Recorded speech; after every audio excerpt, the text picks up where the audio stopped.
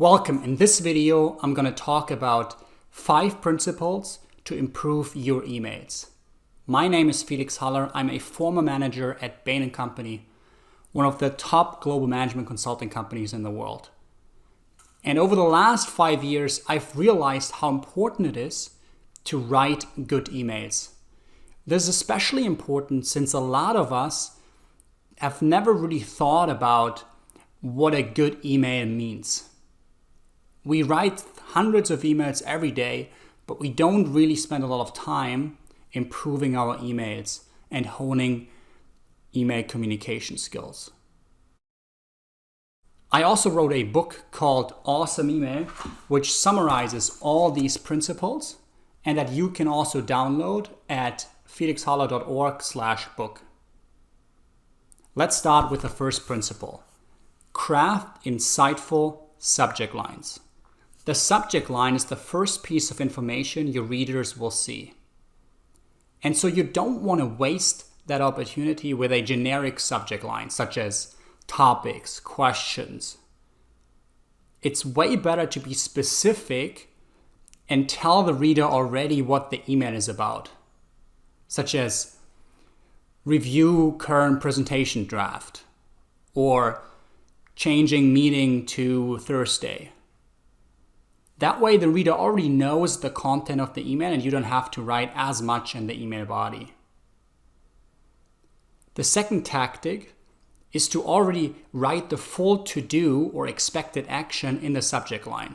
For instance, review draft by end of day or share feedback by tomorrow. That way the reader right away knows what is expected of him when he opens the email. So he doesn't have to open the email and then read everything to understand what is expected of him. Another good tactic to make your subject lines even more effective is to use prefixes. Prefixes and abbreviations are small little words that contain information about the email, typically about the type of email. For instance, you could have a little draft or preliminary in the subject line. That way somebody knows that the email is a draft email or preliminary, or saying for your information, like the subject line could be insights from our customer survey, and then for your information in brackets.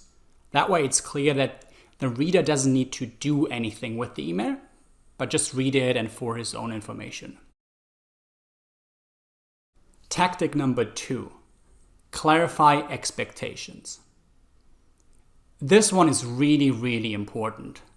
Every time you expect your readers and your recipients to do something as a response of your email, be crystal clear what that is and tell it to them in the email. Surprisingly, a lot of emails, and I've seen a study that said that half of company emails that expect somebody else to do something don't specify what that is. And the key solution is to think of the 3 W's. What, who, and when. What is it exactly you expect your readers to do? Who is supposed to do it? And by when?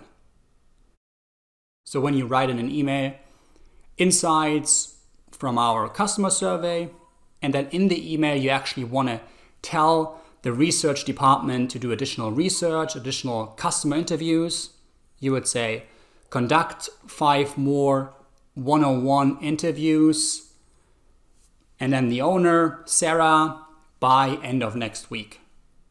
That would be a very clear next step and action item.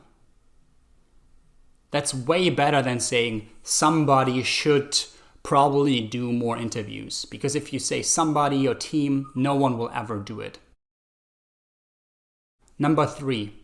Write short emails. Most of your readers get hundreds of emails every day, and they might not even read your whole email. So it's important to be short and to the point. The shorter the email, the better. One good tactic is to always force yourself to write a maximum of 5 sentences. I would argue that 95% of emails don't need more than 5 sentences. So by forcing yourself to stay within that limit, you will also crystallize your thinking and your message to what is really necessary to communicate your message. And if you need to write longer emails, break them up into sections or move some of the information into an attachment like a PowerPoint presentation or an Excel. The fourth principle is to make your email scannable.